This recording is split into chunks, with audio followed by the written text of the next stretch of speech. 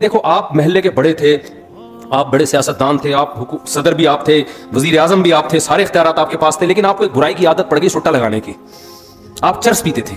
माजरत, आप नहीं पीते थे, एक मिसाल दे रहा हूं। अब क्या है कि लोग आपकी तारीफ करते हैं, बंदा बहुत अच्छा है लेकिन है चर्सी, बंदा बहुत अच्छा है लेकिन है क्या, चर्सी। अब आपके पास एक ऑप्शन है, या तो चर्स छोड़ दो, ये छूट नहीं रही आपसे, तो फिर आप क्या करोगे, चर्स की पैकिंग अच्छी कर दोगे आप, और चर्स का नाम चेंज करके एंटी डिप्रेशन टैबलेट। क्या ख्याल है? उस पे बुराई का लेबल आप क्या कर दोगे, हटा दोगे, ताकि लोग मुझे चर्सी चर्सी ना कहें, मुझे मुहज्जब कहें। और फिर आपका मकाम इतना बड़ा होगा कि थोड़े दिनों में जो चर्स नहीं पीता होगा, लोग उसको दकियानूस, पेंडू, जाहिल समझेंगे।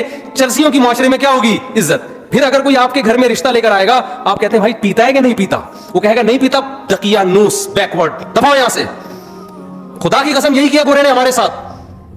जो लड़कियां पर्दा करती हैं, स्कार्फ लेती हैं, हिजाब करती हैं, घरों में रहती हैं, भाई का एहतराम, बाप का एहतराम, मां का एहतराम, किसी गैर मर्द की तरफ नजर नहीं उठाना। जब निकाह का मौका आया, अब्बा से पूछा, अब्बा ने कहा हाँ भाई ठीक है, इज्जत के साथ रुखसत कर दी। शौहर के साथ वफा कर रही है। फिर मियां भी बड़ा अच्छा माशाल्लाह, वो भी ना किसी खातून को निगाह भर के देखता है, ना टिकटिकी बांध के देखता है। उसे पता है जी मेरे घर में मेरी बेगम आ गई, बहुत अच्छा।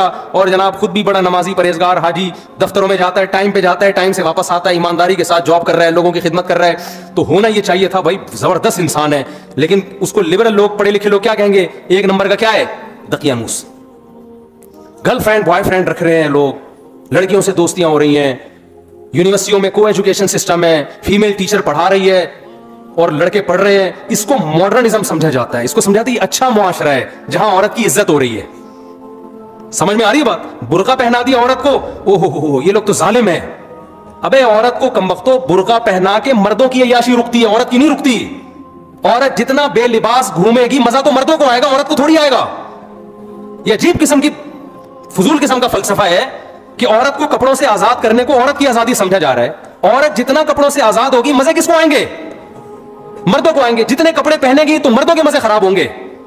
मर्दों की अय्याशी पे लेबल किसका लगा दिया, औरत की आजादी का। ये गोरे ने आपके साथ ये काम किया है।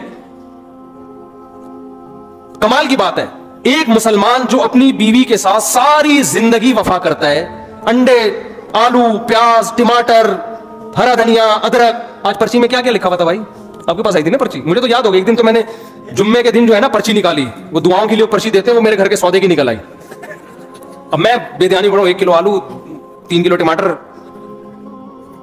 तो हमारा तो सारा दिन काम ही यही है। एक मर्द, मुसलमान मर्द जो घर में बीवी को सारी जिंदगी खिलाता है, वो फिर भी ताने सुनता है, क्या आपसे मिला क्या मुझे, वो फिर भी उसको सहता है, उसकी औलाद की सारी जिंदगी खर्चे उठाता है, बच्चे की पैदाइश का खर्चा इसके जिम्मे, बच्चे की बच्चियों की टेंशन ये ले रहा होता है।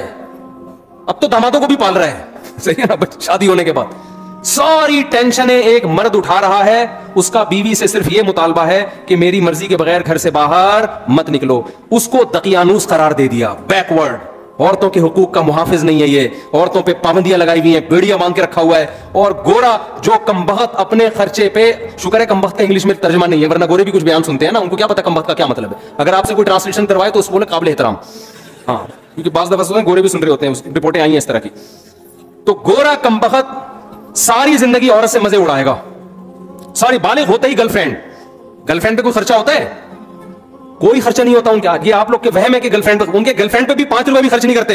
गर्लफ्रेंड बर्गर खाएगी अपने पैसों से और लड़का बर्गर खाएगा। हमारे यहां तो गर्लफ्रेंड में आधे हो जाते हैं लोग।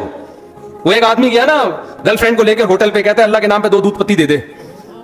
उसे कहा कमबख्त दूसरी दूध पत्ती किसके लिए, और अल्लाह के नाम पे क्यों मांग रहा है? कह रहा यार वो गर्लफ्रेंड आई हुई है। तो कहा कमबख्त तू इतना गरीब है तो गर्लफ्रेंड क्यों रखी हुई है तूने? कह रहा रख के गरीब हो गया हूं, पहले नहीं था, इतना खर्चा किया उसके ऊपर। गर्लफ्रेंड पे, बीवी पे तो इससे भी ज्यादा खर्चे हैं। उसके तो मामू जब आएंगे तो उनके लिए समोसे लेकर आओ, उसके पापा आए हुए हैं तो उनके लिए रोल लेकर आओ, उसके चाचा आए हुए हैं तो उसके लिए जलेबियां लेकर आओ, उनको ये पसंद है, उनको वो पसंद है। एक तवील सिलसिला, लामुतनाही, ना खत्म होने वाला सिलसिला। उनको क्या कह दिया गोरे ने, बैकवर्ड। औरतों की जंजीरें बांधी हुई हैं, और गोरा सारी जिंदगी औरत से अय्याशी करता है, मजे उड़ाता है, 1 रुपए भी उस पर खर्च नहीं करता। और इत्तेफाक से 50 साल में जब वो शादी कर भी लेता है तो आप जाके पूछे, एक चाय की प्याली अपने खर्चे पे अपनी बीवी को नहीं पिलाता वो।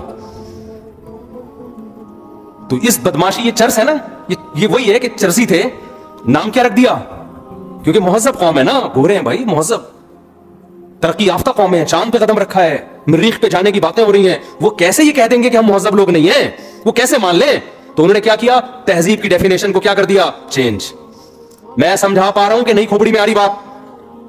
उन्होंने तहजीब की डेफिनेशन क्या, क्योंकि ये ताना कि हम इन कमबख्तों को, हमारे जैसों को हम कहें ये मुहज़्ज़ब हैं, इनके अब्बा होते हैं, इनके बीवी होती है, इनके मामू होते हैं, इनके चाचू होते हैं, इनके साले होते हैं, ये मुहज़्ज़ब हैं। ना ना ना ना ना, मुहज़्ज़ब तो हम हैं। अबे तुम कहां से मुहज़्ज़ब हो गए? तुम तो शराब पीते हो, तुम तो ज़िना करते हो, तुम तो औरत से वफा नहीं करते, तुम तो अब्बा को ओल्ड हाउस में जमा करा देते हो। बुढ़ापे में तो जन्नत कमाने का टाइम मिला था तुम्हें, उनकी खिदमत करते, तुम उस वक्त अब्बा को ओल्ड हाउस में जमा करा देते हो। वो कहते हैं इससे क्या होता है, ओल्ड हाउस में उनकी खिदमत गवर्नमेंट करती है, ज्यादा अच्छे तरीके से पलते हैं वो। और अगर लड़की राजी है तो हमने जिना कर लिया, तो जिना क्या है, ये तो आपस के रिलेशन है। उन्होंने तहजीब की डेफिनेशन को क्या कर दिया, चेंज। मजहब हमें उस डेफिनेशन को चेंज करने बोलो नहीं देता। मजहब कहता है ला तक़रबुज़ ज़िना। इन दो किस्में होती हैं, एक जानवर में भी है, कुछ जोड़े बना के रहते हैं और कुछ गधे घोड़ों की तरह रहते हैं। तुमने गधे घोड़े नहीं बनना, तुमने निकाह करके रहना है।